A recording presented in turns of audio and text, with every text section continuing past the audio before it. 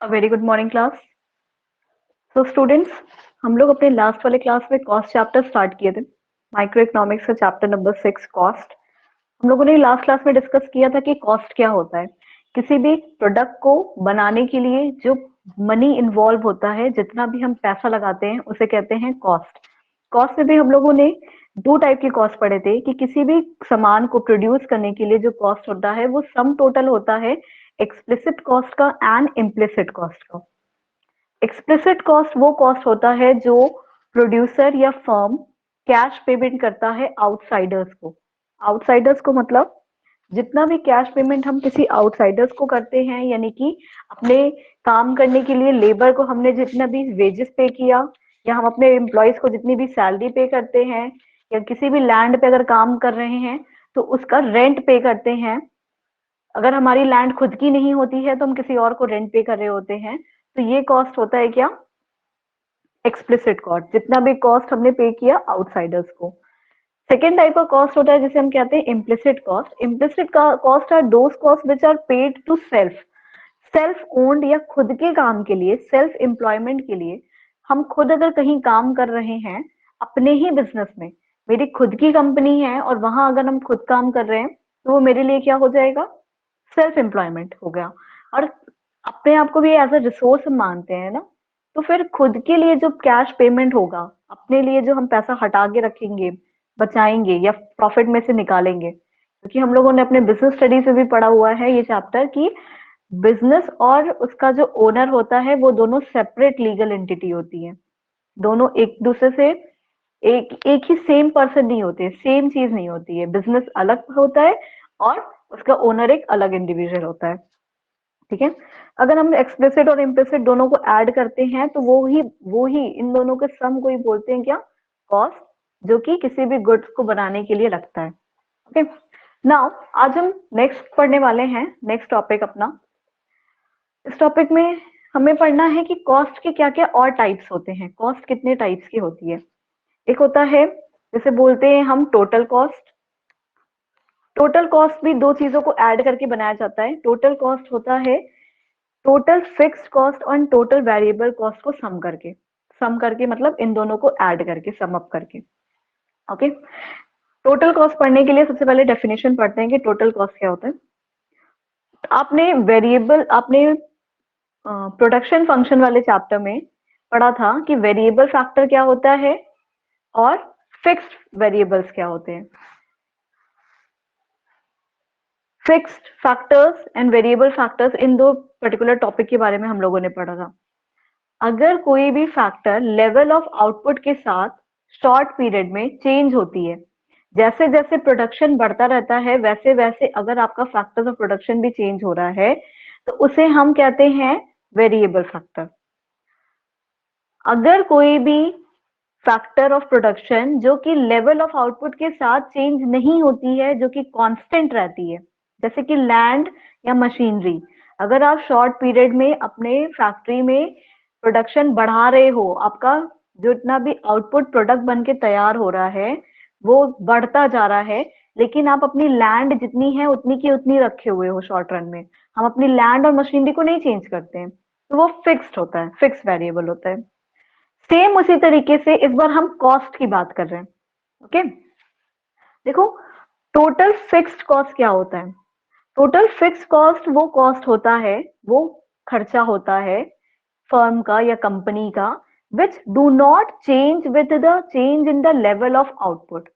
ऐसा कॉस्ट जो आउटपुट के लेवल के साथ चेंज ना हो उसे हम बोलते हैं क्या? Total fixed cost. ऐसा कॉस्ट जो आउटपुट के लेवल के साथ चेंज ना हो, उसके लिए मैं एक एग्जांपल बताती हूँ। जैसे एग्जाम्पल में हमारे पास हमारी फैक्ट्री है, उसके लिए एक लैंड है, हमारे पास लैंड काम करने के लिए, लेकिन वो लैंड मेरा खुद का नहीं था, वो ओनर का नहीं था, उसने रेंट पे लिया था लैंड।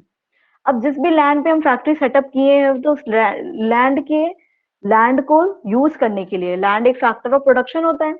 फैक्टर ऑफ प्रोडक्शन के लिए मैंने बताया था फैक्टर इनकम भी होते हैं। लैंड को में के लिए हम लोग क्या पैसा पे करेंगे? रेंट पे करेंगे। ओके। क्या पे करेंगे? हम रेंट पे करने वाले हैं लैंड के लिए। अब 3 महीने का हम लोग अगर ड्यूरेशन लेते हैं, first month, second month and third month क्या हो रहा है?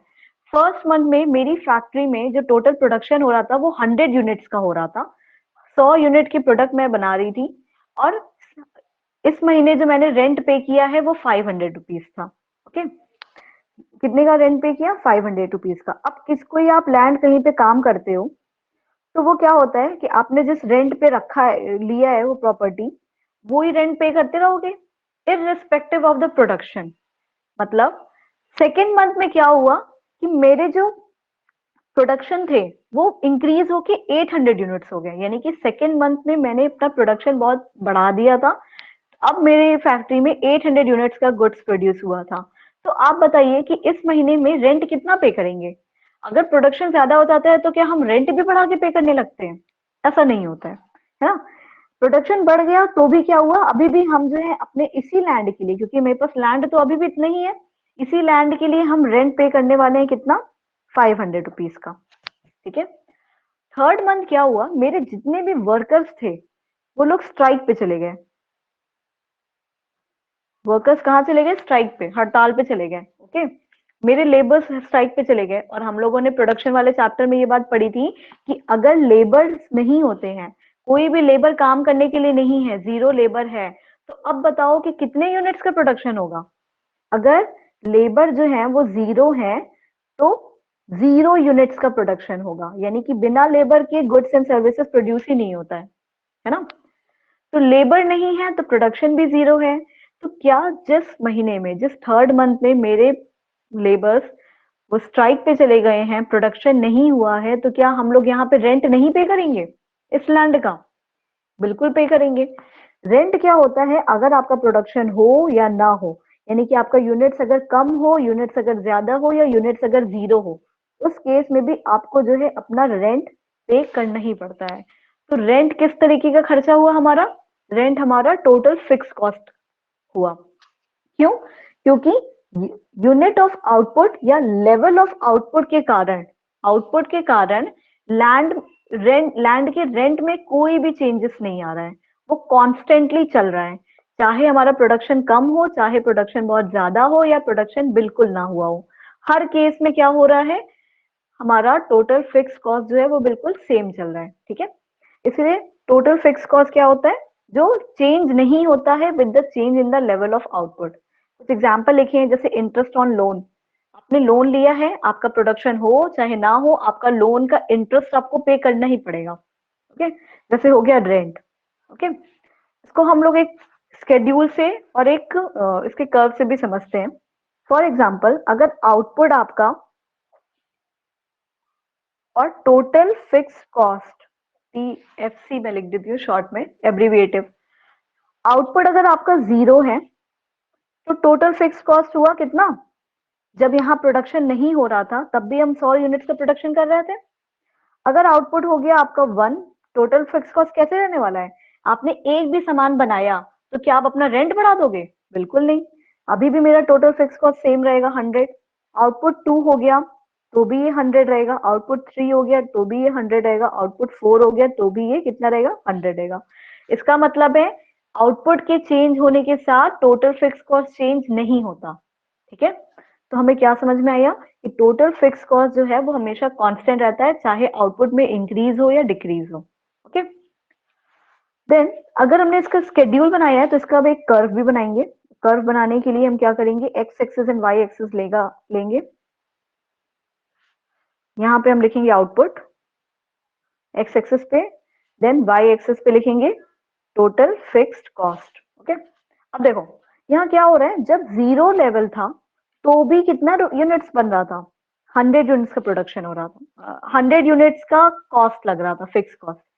जब 1 यूनिट पे आए, यानी 1 पे, 2 पे, 3 पे, 4 पे, 1 पे भी 100, 2 पे भी 100, 3 पे भी 100, 4 पे भी 100। अगर हम देखेंगे ध्यान से तो टोटल फिक्स कॉस्ट की कर्व कैसा बना? टोटल फिक्स कॉस्ट का कर्व जो है वो मिला हमें बिल्कुल ही parallel to x axis. Okay, total fix cost कैसा होता है? टोटल फिक्स कॉस्ट का कर्व होता है पैरेलल टू एक्स एक्सिस। ठीक है, इसका टोटल फिक्स कॉस्ट समझ में आ गया, जो चेंज नहीं होता है, टोटल फिक्स कॉस्ट जो है वो सेम रहता है, कांस्टेंट रहता है, और टोटल फिक्स कॉस्ट का कर्व कैसा होता है, पैरेलल टू एक्स एक्सिस, क्योंकि वो चेंज नहीं हो रहा है। आउटपुट में चेंजेस आ रहे हैं लेकिन टोटल फिक्स कॉस्ट में कोई भी चेंज नहीं आ रहा है। ओके, आई होप ये आपको समझ में आया हो। उसके बाद नेक्स्ट टाइप का जो कॉस्ट है, नेक्स्ट टाइप का कॉस्ट है उसे हम लोग बोलते हैं total variable cost. Second cost होता है टोटल वेरिएबल कॉस्ट। अब वेरिएबल वर्ड का ही मतलब होता है जो वैरी कर रहा हो, जो चेंज हो रहा हो, जो चीजें बदल रही हो। ओके, देखो, these are the costs which vary directly with the change in the level of output। ये वो कॉस्ट होता है जो कि अगर आउटपुट के लेवल में चेंज हो रहा है तो ये कॉस्ट भी डायरेक्टली उसके कारण चेंज होता है। आउटपुट चेंज होगा तो वेरिएबल कॉस्ट भी चेंज होगा। ठीक है, it is also known as prime cost और डायरेक्ट कॉस्ट। इस टोटल वेरिएबल कॉस्ट को ना एक अलग नाम से भी जानते हैं, प्राइम कॉस्ट के नाम से और डायरेक्ट कॉस्ट के नाम से। ठीक है, देखो, टोटल वेरिएबल कॉस्ट वो कॉस्ट होता है जो कि लेवल ऑफ आउटपुट के साथ चेंज होता रहता है। अच्छा, कैसे चेंज होता रहता है इसको भी समझने के लिए अगर हम एक एग्जांपल यूज करें, फॉर एग्जांपल अभी हम लोगों ने एक लैंड लिया था, वहां पे 3 मंथ्स का प्रोडक्शन लिया था। अब मैंने बताया था कि मंथ 1 में, सेकेंड मंथ में एंड थर्ड मंथ में प्रोडक्शन हो रहा था। यहाँ पे 100 यूनिट्स हो रहे थे, यहाँ पे 800 यूनिट्स हो रहे थे, है ना। यहाँ पे मेरे वर्कर स्ट्राइक पे चले गए थे तो हम लोग 0 यूनिट्स का प्रोडक्शन कर रहे थे, 0 यूनिट का प्रोडक्शन कर रहे थे। ओके, अब देखो, 100 यूनिट का प्रोडक्शन करने के लिए कभी भी हम गुड्स एंड सर्विसेज का जब प्रोडक्शन करते हैं, मान लेते हैं कि हम ये पेंसिल मैन्युफैक्चर कर रहे हैं, ये पेंसिल बना रहे हैं, तो इस पेंसिल को बनाने के लिए आपको इसके लिए लकड़ी खरीदनी पड़ेगी या ऐसे वुड चाहिए रहेगा जिससे ये बनेगा। तो रॉ मटेरियल्स भी हम परचेज करेंगे, जिसे हम लोग फैक्टर्स ऑफ प्रोडक्शन कहते हैं। रॉ मटेरियल्स हम लोग परचेज करने वाले हैं पेंसिल बनाने के लिए, है ना। अगर आप 100 यूनिट्स यानी 100 पेंसिल बना रहे हो तो आपको रॉ मटेरियल पे जो आपने पैसा लगाया है वो कितने रुपए का हो गया, वो हो गया 50 रुपीज का। कितने रुपीज का, 50 रुपीज के आपने रॉ मटेरियल के ऊपर पैसा लगाया। जैसे ही आपका क्वांटिटी बढ़ गया प्रोडक्शन का, टोटल जो आपने प्रोडक्शन किया है वो अगर बढ़ गया, तो अगर 100 यूनिट बनाने के लिए हमें 50 रुपए लगा था, तो हम कह सकते हैं कि 800 यूनिट बनाने के लिए हमें कम से कम जो है 350 रुपीज तो लगा ही होगा। बोलो, ठीक है। रॉ मटेरियल में यानी कि ये जो पेंसिल बनाने के लिए वुड हमने परचेज किया वो 350 रुपीज का तो हुआ होगा रॉ मटेरियल। और जिस महीने में, थर्ड मंथ में, जहां हमने एक भी यूनिट का प्रोडक्शन नहीं किया, जहां पे हमने एक भी यूनिट का प्रोडक्शन नहीं किया, वहां पे हमने एक भी लकड़ी नहीं खरीदी होगी, तो हमारा रॉ मटेरियल के लिए ₹0 लगा होगा, यानी कि पैसा नहीं लगा होगा, है ना। तो ये जो कॉस्ट है, ये जो पैसा है पेमेंट कर रहे हैं हम लोग रॉ मटेरियल के ऊपर, अगर यूनिट्स कम है तो कम पैसा लग रहा है, अगर यूनिट ज्यादा है यानी आउटपुट ज्यादा है तो ज्यादा पैसा लग रहा है, अगर आउटपुट बिल्कुल नहीं है यानी कि 0 यूनिट प्रोडक्शन हो रही थी तो हमारा कॉस्ट भी कितना था, 0। टोटल वेरिएबल कॉस्ट वो कॉस्ट होते हैं जो कि आउटपुट के अकॉर्डिंग ही चेंज हो रहे हैं। अगर आउटपुट में चेंज आ रहा है तो इसमें भी चेंज आ रहा है, अगर आउटपुट 0 है तो टोटल वेरिएबल कॉस्ट भी क्या है, 0 है। ओके, इसको अगर हम एक स्केड्यूल से समझेंगे तो देखो, आउटपुट और टोटल वेरिएबल कॉस्ट, है ना। अगर आपका आउटपुट 0 है, 1 है, 2 है, 3 है, 4 है, 5 है ना, आउटपुट हमारा इंक्रीज हो रहा है। हम कह सकते हैं अगर हमारा आउटपुट यहाँ पे 0 चल रहा था, आउटपुट मतलब कि नहीं था, प्रोडक्शन नहीं हो रहा था, एक भी यूनिट्स का हमने प्रोडक्शन नहीं किया, तो 0 लेवल ऑफ आउटपुट पे ये बताओ कि 0 लेवल ऑफ आउटपुट पे कितने यूनिट्स, कितना कॉस्ट लगेगा, वेरिएबल कॉस्ट। रॉ मटेरियल के लिए पैसा ही नहीं खर्चा होगा, है ना। तो हम बोलेंगे कि 0 पे 0 कॉस्ट लगा, जब एक भी यूनिट नहीं बना रहे थे तो पैसा भी एक भी नहीं लगा। जैसे ही आपने एक सामान बनाया तो कोई ना कोई परचेज की होगी रॉ मटेरियल के लिए, वेरिएबल कॉस्ट कितना लगा होगा, देखो वेरिएबल कॉस्ट लग गया 10। जैसे ही हमने 2 प्रोडक्ट बनाया, आउटपुट 2 हो गया, वेरिएबल कॉस्ट हो गया 18, आउटपुट 3 हुआ, वेरिएबल कॉस्ट हो गया 24, आउटपुट 4 हुआ, वेरिएबल कॉस्ट हो गया 34, आउटपुट 5 हुआ, वेरिएबल कॉस्ट हो गया मेरा बढ़ के 50, है ना। जैसे जैसे आपका आउटपुट में चेंज आ रहा है वैसे वैसे मेरा क्या हो रहा है, वेरिएबल कॉस्ट में भी चेंज आ रहा है। ओके, सी, अगर आउटपुट में चेंज होता है और उसकी वजह से वेरिएबल कॉस्ट में भी चेंज होता है तो हम उसे क्या बोलते हैं कि ये क्या है, वेरिएबल कॉस्ट है ना। अगर आउटपुट चेंज हो रहा है और कॉस्ट में भी चेंज हो रहा है तो हम उसे बोलते हैं ये है कौन सा कॉस्ट, वेरिएबल कॉस्ट। अब आप देखोगे कि मैंने वेरिएबल कॉस्ट जो है ऐसे ही अपने मन से नंबर लिख दिया है। ये जो नंबर्स हमने लिखे हुए हैं यहाँ पे, ये कुछ अपने मन से ही नंबर लिखे हुए हैं या इसमें कोई पैटर्न भी बन रहा है, या कुछ दिखने में लग रहा है कि कोई पैटर्न है या कुछ बना हुआ है। तो अगर हम ऑब्जर्व करेंगे तो यहाँ पे आउटपुट में जो इंक्रीज आया है, ये जो चेंज आया है, सबसे पहले कितने का चेंज आया है, 10 का। उसके बाद कितने का चेंज आया है, 8 का। फिर कितने का चेंज आया है बताइए,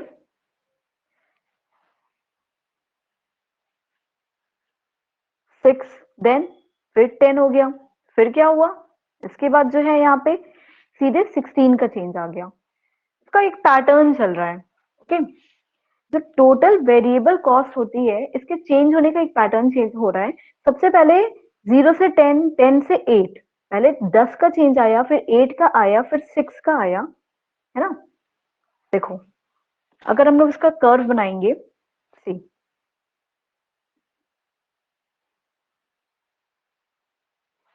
टोटल वेरिएबल कॉस्ट में क्या होता है, टोटल वेरिएबल कॉस्ट में ये होता है कि सबसे पहले इसको एक्स एक्सिस ले लिया, यहाँ पे वाई एक्सिस ले लिया, वाई एक्सिस पे हम लोग ले लेंगे टोटल वेरिएबल कॉस्ट और एक्स एक्सिस पे हम लोग ले लेंगे यहाँ पे आउटपुट। ओके, देखो, सबसे पहले टोटल वेरिएबल कॉस्ट है वो क्या कर रहा था, इंक्रीज कर रहा था, लेकिन उसके इंक्रीज करने का रेट बहुत स्लो था। 0 से 10, 10 से 18 ऊपर की तरफ तो जा रहा है लेकिन उसकी स्पीड कम होती जा रही है। पहले 10 की तेजी से भागा, फिर 6 हो गया, फिर 8 हो गया, फिर 6 हो गया, यानी कि उसकी स्पीड बहुत स्लो हो रही है। और हम लोगों ने पीछे भी ये बात पढ़ी थी कि जब भी कोई भी नंबर जो है वो ऊपर तो जा रहा है लेकिन बहुत तेजी से नहीं जाता है, धीरे धीरे जाता है, तो हम लोग बोलते हैं क्या, increases eight increases eight diminishing rate. Okay, increases eight diminishing rate. यहाँ पे देखो ये इंक्रीज कर रहा है कौन से रेट पे, डिमिनिशिंग रेट पे। ओके, फिर क्या हुआ, 6 के बाद आके रुक गया और उसके बाद फिर 10 हो गया। 6 के बाद क्या हुआ, 10 हुआ, 10 के बाद फिर से और तेजी से इंक्रीज होने लगा, है ना। 10 के बाद फिर 16 हो गया। इन दोनों के बीच का डिफरेंस देखो, 24 के बाद सीधे 34, 34 के बाद सीधे 50 हो गया। यानी कि यहाँ पे एक पॉइंट के बाद आने के बाद ये इंक्रीज कर रहा है, increases eight increasing rate, increasing rate, है ना। टोटल वेरिएबल कॉस्ट का क्या बात होता है कि पहले वो इंक्रीज तो करता है लेकिन वो डिमिनिशिंग रेट पे, देन फिर वो इंक्रीज करता है एट इंक्रीजिंग रेट पे। अगर हम इस शेड्यूल का कर्व बनाने जाएंगे तो कर्व कैसा बनेगा, टोटल वेरिएबल कॉस्ट, और एक बात का ध्यान दीजिएगा कि टोटल वेरिएबल कॉस्ट जो है वो जीरो आउटपुट पे कितना होता है, जीरो। यानी कि अगर हमने कोई भी प्रोडक्शन नहीं किया तो यहाँ पे कोई भी खर्चा नहीं आएगा हमारा। जब प्रोडक्शन ना होने पे खर्च भी ना हो तभी वो वेरिएबल कॉस्ट होता है, यानी कि टोटल वेरिएबल कॉस्ट जीरो पे हमेशा जीरो रहता है। लेकिन वहीं अगर हम बोलेंगे टोटल फिक्स कॉस्ट की बात, चाहे आप प्रोडक्शन करो चाहे ना करो फिक्स कॉस्ट फिर भी वहां रहता है। देखो, जीरो आउटपुट था तो फिक्स कॉस्ट 100 था, है ना। यहाँ पे जीरो आउटपुट है तो वेरिएबल कॉस्ट क्या है, जीरो है। इसका मतलब है इसका कर्व यहां से स्टार्ट होगा। सबसे पहले ये इंक्रीज कर रहा है डिमिनिशिंग रेट पे, और हमने बताया था आपको डिमिनिशिंग रेट पे जब कोई कर्व इंक्रीज कर रहा होता है तो उस वो झुका हुआ होता है, वो थोड़ा कैसा शेप बना रहा होता है, कॉनकेव शेप बना रहा होता है। मैंने बताया था ऐसे झुक के ऊपर जाता है, झुका हुआ, है ना। फिर क्या हुआ, जैसे ही थर्ड लेवल पे आया, यहाँ पे फर्स्ट सेकंड थर्ड इस लेवल पे आया, देखो थर्ड लेवल पे जैसे ही वो आता है कर्व, इसके बाद ये इंक्रीज करने लगा फिर से और तेजी से, 6 के बाद फिर से 10 हो गया, 6 के बाद कितने का 10 का गैप आया, यानी कि यहाँ आते ही बहुत तेजी से ऊपर जाने लगा। मतलब अभी तक तो डिमिनिशिंग रेट पे इंक्रीज कर रहा था, लेकिन यहाँ आने के बाद वो इंक्रीजिंग रेट पे इंक्रीज करने लगा। कैसे करने लगा? इंक्रीजिंग रेट पे। तो कॉन्वेक्स शेप बनाते हुए ऊपर जा रहा है। टोटल वेरिएबल कॉस्ट का कर्व क्या है होता है? सबसे पहले तो डिमिनिशिंग रेट पे इंक्रीज करता है, देन वो इंक्रीजिंग रेट पे इंक्रीज करता है। डिमिनिशिंग रेट पे करेगा तो वो थोड़ा सा कर्व झुका हुआ रहेगा, इंक्रीजिंग रेट पे करेगा तो वो एकदम ऊपर की तरफ रहेगा, कॉन्वेक्स शेप बनाते हुए। ओके, तो अच्छा, हमें ये शेप देखने में क्या लग रहा है? टोटल वेरिएबल कॉस्ट का शेप हम क्या बोल सकते हैं? शेप का अगर नाम पूछेगा तो बताएंगे हम ये है inverted S shape. Inverted S shape. Total variable cost का कर्व होता है कैसा? इन्वर्टेड, उल्टा एस जैसा बना हुआ है ना। तो सबसे पहले वो इंक्रीज करता है इंक्रीज डिमिनिशिंग रेट पे, देन वो इंक्रीज करता है इंक्रीजिंग रेट पे। और जिस पॉइंट पे, देखो बच्चों ध्यान देना, यहाँ पे आपको ये बात याद रखनी है कि अगर इंक्रीज करने वाला कर्व अपना एंगल बदलता है, जैसे वो इंक्रीज कर रहा था, ऊपर जाने वाले कर्व की बात कर रहे हैं हम लोग, इंक्रीज करते हुए अगर वो अपना डायरेक्शन बदल देता है, यानी कि अपना रेट चेंज कर देता है, इंक्रीजिंग से डिमिनिशिंग या डिमिनिशिंग से इंक्रीजिंग, बढ़ने वाला ऊपर जाने वाला कर्व अगर अपना रेट ऑफ इंक्रीज चेंज करता है, तो वो उस पर्टिकुलर पॉइंट को हम लोग बोलते हैं, इस पॉइंट को बोलते हैं point of inflection. Point of inflection तभी कहलाएगा ये अगर इंक्रीज करने वाला कर्व अपना रेट चेंज करेगा। डिक्रीज करने वाले के लिए नाम नहीं होता है, सिर्फ इंक्रीज करने वाले में पहले ये इंक्रीजिंग रेट पे था, डिमिनिशिंग रेट पे था, देन इंक्रीजिंग रेट पे। इसको हम लोग अपने प्रोडक्शन फंक्शन वाले चैप्टर में भी पढ़े थे। कहाँ पढ़े थे? अगर आपको याद नहीं है तो मैं याद दिला दूं। इसको हम लोगों ने पढ़ा था कि जब टोटल प्रोडक्ट का कर्व सबसे पहले इंक्रीजिंग रेट पे करता है, फिर डिमिनिशिंग रेट पे करता है, जहां पे यहाँ पे फर्स्ट फेज से सेकेंड फेज के ज्यादा टाइम जो होता है, उसको भी मैंने बताया था कि इसे भी पॉइंट ऑफ इन्फ्लेक्शन बोलते हैं। ओके, वही सेम चीज है यहाँ पे कि इंक्रीज करते टाइम अगर वो अपना रेट बदल दे, डिमिनिशिंग से इंक्रीजिंग रेट पे आ गया, उस पर्टिकुलर पॉइंट को बोलते हैं पॉइंट ऑफ इन्फ्लेक्शन। और अगर इसके शेप के बारे में पूछेगा तो आप बताओगे कि इसका शेप होता है क्या? Inverted S shape. Total fixed cost का शेप कैसा होता है? टोटल फिक्स्ड कॉस्ट का शेप जीरो वाले पे भी होता है, क्योंकि रेंट तो आपको पे करना ही पड़ेगा, चाहे आप प्रोडक्शन करो चाहे प्रोडक्शन ना करो। टोटल फिक्स्ड कॉस्ट का शेप होता है parallel to x axis. Okay, I hope इतनी चीजें समझ में आई हैं। नेक्स्ट जो है हमें पढ़ना है सबसे इजी। सबसे इजी इसलिए क्योंकि अगर आपको total fix cost, total variable cost समझ में आ गया तो टोटल कॉस्ट समझने तो बिल्कुल अच्छे से आ जाएगा। टोटल कॉस्ट का मतलब होता है जब हम लोग टोटल फिक्स्ड कॉस्ट और टोटल वेरिएबल कॉस्ट दोनों को ऐड कर देते हैं तो वो बन जाता है टोटल कॉस्ट। कुल मिला के कितना खर्चा हुआ, टोटल कॉस्ट का मतलब है सब मिला के कितना एक्सपेंडिचर हुआ। टोटल कॉस्ट का मतलब होता है जितना हमारा फिक्स वाला खर्चा है और जितना हमारा चेंज होने वाला खर्चा है। Total fix cost plus total variable cost बन जाता है क्या? टोटल कॉस्ट, है ना। जो खर्चा आपका चेंज नहीं होता आउटपुट के साथ और जो खर्च आपका चेंज होता है आउटपुट के साथ, इन दोनों को अगर सम कर दोगे तो वो बन जाएगा क्या? Total cost. It is the sum of total variable cost and total fix cost. ठीक है, अब अगर हम इसका स्केड्यूल बनाएंगे, देखो ध्यान से, देखो क्वांटिटी लिखी हुई है 0 1 2 3 4 5 6, देन टोटल फिक्स कॉस्ट मैंने बताया था कि चेंज नहीं होता है ना, तभी तो वो फिक्स्ड होता है। टोटल फिक्स कॉस्ट में हम कह सकते हैं कि जब जीरो लेवल ऑफ आउटपुट था, जब हमारा आउटपुट जो है जीरो था, तब भी आपको रेंट वगैरह तो पे करना ही था, यानी आपका खर्चा तो हो ही रहा था, तो भी 100 है। जब 1 2 3 4 5 6 7 अगर आउटपुट हुआ तो भी वो फिक्स कॉस्ट उतना का उतना ही रहा। इस आउटपुट से मतलब नहीं होता फिक्स कॉस्ट को, वो चेंज नहीं होता है। ठीक है, टोटल वेरिएबल कॉस्ट क्या होता है? जिसको आउटपुट से मतलब होता है डायरेक्टली। अगर आउटपुट के बदलने की वजह से टोटल वेरिएबल कॉस्ट बदल गया, 1 है तो 50, 2 है तो 70, 3 है तो 80 हो गया, फिर 4 में 105, 5 है तो 135, 6 है तो और बढ़ गया 170, है ना। टोटल वेरिएबल कॉस्ट जो है वो चेंज होता रहता है। और कैसे चेंज हो रहा है? सबसे पहले वो कौन से रेट पे? डिमिनिशिंग रेट पे इंक्रीज कर रहा है, देन वो इंक्रीजिंग रेट पे इंक्रीज कर रहा है। ठीक है, अगर आप ध्यान दोगे तो यहाँ पे देखो 20 का चेंज आया, फिर यहाँ 10 का चेंज आया। पहले वो बढ़ तो रहा है लेकिन धीरे धीरे बढ़ रहा है, पहले 20 फिर 10, है ना। उसके बाद वो और तेजी बढ़ा, अब 10 से ज्यादा हो गया, यहाँ पे 25 हो गया, फिर यहाँ 30 हो गया, फिर उसके बाद कितना हुआ? 35 हो गया। पहले वो इंक्रीज कर रहा था डिमिनिशिंग रेट पे, देन वो इंक्रीज कर रहा है इंक्रीजिंग रेट पे। कौन? Total variable cost. Okay, total variable cost इसीलिए इन्वर्टेड एस शेप बनाता है, क्योंकि वो पहले इंक्रीज करेगा झुकते हुए, फिर वो ऊपर की तरफ जाएगा, ऐसा शेप बनेगा।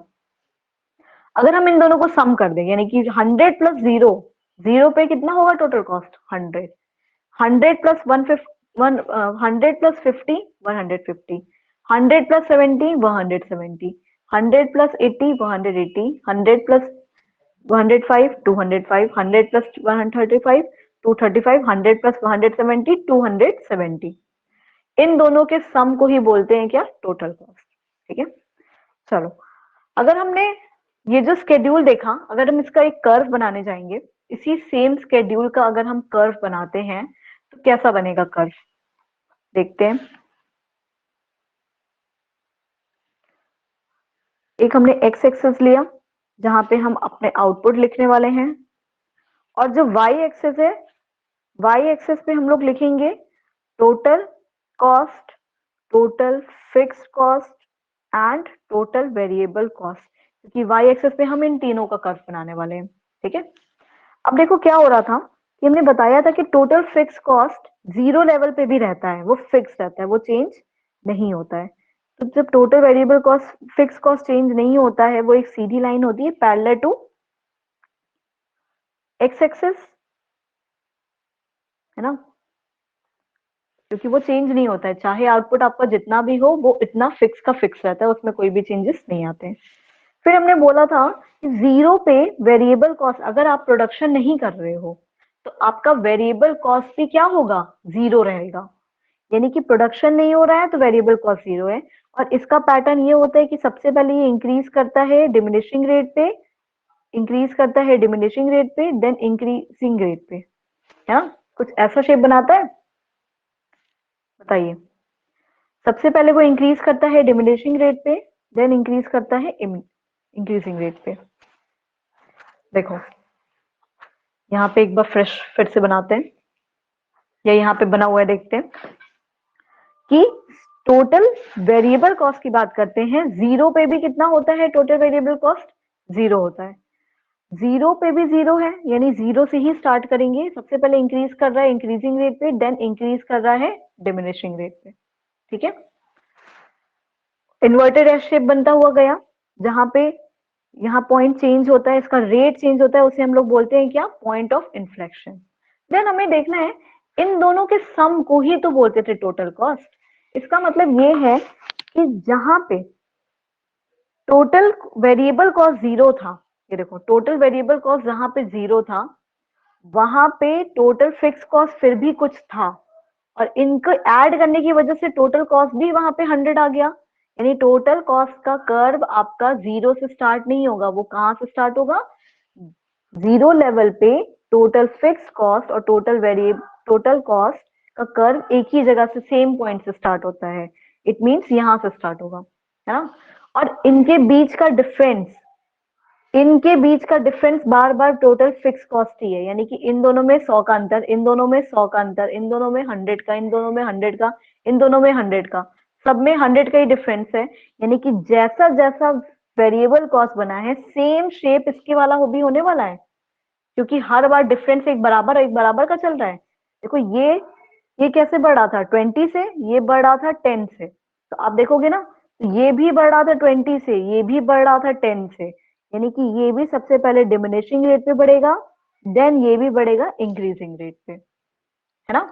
टोटल कॉस्ट का कर्व भी same to same total variable cost की तरह होता है, लेकिन इन दोनों के बीच में ये गैपिंग रहेगी, और इस गैपिंग को बोलते हैं हम लोग टोटल फिक्स्ड कॉस्ट की गैपिंग, है ना।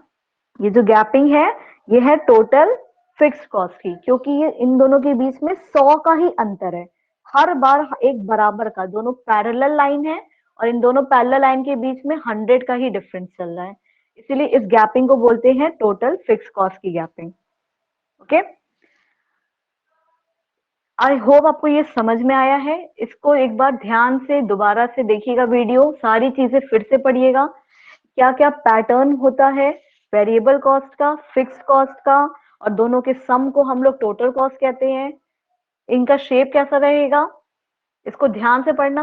आपके क्वेश्चन में टोटल कॉस्ट में रिलेशनशिप में अगर आपको total fix cost, total variable cost और टोटल कॉस्ट का रिलेशनशिप पूछेगा, तो इस तरीके का आपको स्केड्यूल, इसका कर्व, ये सारी चीजें बनानी होगी, और इनके रिलेशनशिप के बारे में हम बात भी करेंगे। क्या बोलेंगे कि जो टोटल कॉस्ट का कर्व है वो हॉरिजॉन्टल होता है, टोटल यहाँ पे लिखा हुआ है टोटल फिक्स कॉस्ट का जो कर्व है वो हॉरिजॉन्टल और पैरेलल टू एक्स एक्सिस होता है, यानी इस कर्व की बात हो रही है। टोटल कॉस्ट और टोटल वेरिएबल कॉस्ट जो है वो इनवर्सली एस शेप का होता है, okay, because they rise initially at a decreasing rate then increasing rate. ये हमने बताया, सबसे पहले डिक्रीजिंग रेट पे बढ़ रहा था, फिर वो इंक्रीजिंग रेट पे बढ़ रहा था, ये दोनों ही सेम पैटर्न में। At zero output total cost is equal to TFC. फिर बोल रहा है कि जब जीरो आउटपुट था, टोटल कॉस्ट जो है, यानी टोटल कॉस्ट वो टीएफसी के बराबर था, क्योंकि फिक्स कॉस्ट तो कुछ ना कुछ होता ही रहता है ना। टोटल कॉस्ट और टीएफसी ये दोनों सेम होता है जीरो पे, सिर्फ जीरो की बात हो रही है। Total cost is equal to TFC because there is no total variable cost. क्यों जीरो के बराबर, जीरो में इन दोनों सेम है, क्योंकि यहाँ वेरिएबल कॉस्ट नहीं है। ओके, यही सारी बातें लिखी हुई है रिलेशनशिप में, इतनी चीजें आप ध्यान से पढ़िए, इसके नोट्स कंप्लीट करिए, and do watch this video again and again if आपको बात समझ में नहीं आ रही है। इससे ज्यादा बेटर तरीके से और नहीं समझाया जा सकता, इसको ध्यान से देखो, सारी चीजें समझो, अच्छे से समझ में आ जाएगा, and then if you have any doubt then you can ask me. Okay,